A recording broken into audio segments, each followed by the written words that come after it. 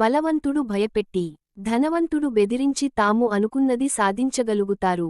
కాని తమను ప్రేమించే మనసును మాత్రం వాళ్లు ఎప్పటికీ సొంతం చేసుకోలేరు అనే విషయాన్ని మరోసారి నిరూపించడానికి చేసిన ప్రయత్నమే రిప్పన్ స్వామి. మనం ఏదైతే ఇస్తామో అదే మనకి తిరిగొస్తుందని చాటిచెప్పిన కన్నడ కథ ఇది. అది కొండ ప్రాంతాన్ని ఆనుకుని ఉన్న ఒక చిన్న గ్రామం. ఆ గ్రామానికి ఆనుకుని ఒక ఎస్టేట్ ఉంటుంది. ఆ ఎస్టేట్ వ్యవహారాలను రిప్పన్ స్వామి, విజయ్ రాఘవేంద్ర చూసుకుంటూ ఉంటాడు. తన అన్నా వదినలు, భార్య మంగళ, అశ్వని చంద్రశేఖర్ తో కలిసి అతను ఆ ఎస్టేట్లో నివసిస్తూ ఉంటాడు. ఆ ఎస్టేట్లోనే సుందర్, థామస్, మండా, మురళీ, జన్నా పనిచేస్తూ ఉంటారు. ఇక రిప్పన్ స్వామికి కుడి భుజంగా సంతోష్ ఉంటాడు.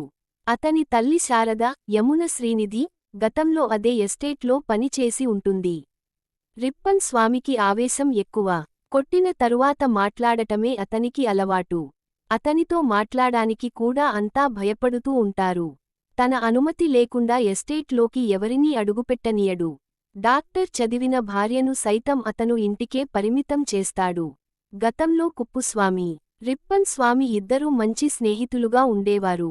కాని ప్రస్తుతం వాళ్ల మధ్య పచ్చగడ్డి వేస్తే భగ్గుమంటూ ఉంటుంది. ఒకరిని దెబ్బతీయడానికి ఒకరు ఎదురుచూస్తుంటారు. ఈ నేపథ్యంలో ఆ ఊరికి పోలీస్ ఆఫీసర్గా అంజుమాల వస్తుంది. వచ్చిన రోజునే ఆమెకి, రిప్పన్ స్వామికి మధ్య గొడవ జరుగుతుంది. రిప్పన్ స్వామికి కుడిభుజంగా ఉండే సంతోష్ కనిపించకుండా పోతాడు. రిప్పన్ స్వామి ఎస్టేట్లో పనివాళ్లుగా ఉన్న సుందర్ టీం ఆయనకి దూరమవుతుంది. అదే సమయంలో ఆనంద్ను రిప్పన్ స్వామి తన ఎస్టేట్కి పిలిపిస్తాడు. ఆనంద్ ఎవరు? సంతోష్ ఏమైపోయాడు? రిప్పన్ స్వామికి పనివాళ్లు ఎందుకు దూరమయ్యారు? తన ఆవేశానికి రిప్పన్ స్వామి చెల్లించుకునే మూల్యం ఏమిటి అనేది కథ. ఈ కథ మహిషాసుర సంహారం నాటకంతో మొదలవుతుంది. ఆ తరువాత నుంచి ఎస్టేట్ చుట్టూ తిరుగుతుంది. దర్శకుడు ఈ కథను డిజైన్ చేసుకున్న తీరు చాలా ఇంట్రెస్టింగ్ గా అనిపిస్తుంది. కథ ముందుకు వెళుతున్నా కొద్దీ ఆడియన్స్లో సందేహాలు పెరుగుతూ వెళుతుంటాయి. రిప్పన్ స్వామి ఒక మృగంలా ప్రవర్తించడానికి కారణం ఏమిటి?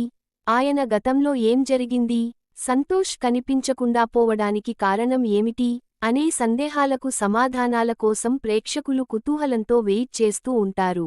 అయితే ఒక్కో విషయాన్ని రివీల్ చేస్తూ ఈ కథ ముందుకు వెళ్లే విధానం ప్రేక్షకులను ఆకట్టుకుంటుంది.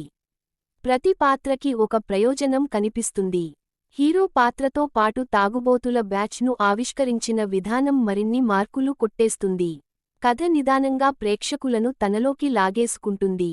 సహజత్వంతో కూడిన సన్నివేశాలు ప్రేక్షకులను కూడా భాగస్వాములను చేస్తాయి. సినిమాలో ఎక్కడా కూడా అనవసరమైన సీన్ అనేది కనిపించదు. కథకి తగిన లొకేషన్స్ను సెట్ చేయడంలో దర్శకుడు చూపిన ప్రతిభ మనకి తెరపై కనిపిస్తూనే ఉంటుంది. కథకు ఈ లొకేషన్స్ మరింత బలాన్ని ఇచ్చాయని చెప్పచ్చు. ఫ్లాష్ బ్యాక్ కోసం చాలా తక్కువ సమయమే తీసుకున్నప్పటికీ ఆ ఎపిసోడ్ కారణంగా మరింతగా కథా బలాన్ని పెంచిన తీరు మెప్పిస్తుంది. ఫస్టాఫ్ కంటే కూడా మరింత ఆసక్తికరంగా మారిపోయి సెకండాఫ్ పరిగెడుతుంది. విజయ్ రాఘవేంద్ర నటన ఈ సినిమాకి హైలైట్గా కనిపిస్తుంది. ఆయన ఆ పాత్రలో జీవించాడనే చెప్పాలి. నడిచే దారిలో ముళ్ళున్నా, రాళ్లున్నా ఏరేస్తూ వెళ్ళిపోవాలి. అలాగే తన దారికి ఎవరైనా అడ్డొస్తే తప్పించేస్తూ వెళ్ళిపోవాలి అనే ఆలోచన కలిగిన మొరటు పాత్రలో ఆయన నటన మెప్పిస్తుంది. ఇక తాగుబోతుల బ్యాచ్ నటన ఆకట్టుకుంటుంది. కథలో కీలకంగా కనిపిస్తూనే కామెడీ టచ్ ఇవ్వడం ఈ పాత్రల గొప్పతనంగా అనిపిస్తుంది. రంగనాథ్ ఫోటోగ్రఫీ అందమైన దృశ్యాలను ఆవిష్కరించింది. ఎస్టేట్లో చేజింగ్స్, ఫైట్స్ను చిత్రీకరించిన తీరు మంచి మార్కులు కొట్టేస్తుంది. సామ్యూల్ నేపథ్య సంగీతం, శశాంక్ నారాయణ ఎడిటింగ్ కథకు అదనపు బలంగా నిలవడం కనిపిస్తుంది. ఎంతటి బలవంతుడినైనా బలహీనుడిగా మార్చే శక్తి కాలానికి మాత్రమే ఉంది. కాలం కనికరించని ఆ సమయంలో అతను ఒంటరిగా కూలిపోవలసిందే, ఓడిపోవలసిందే అనే సందేశాన్ని ఇచ్చే కథ ఇది.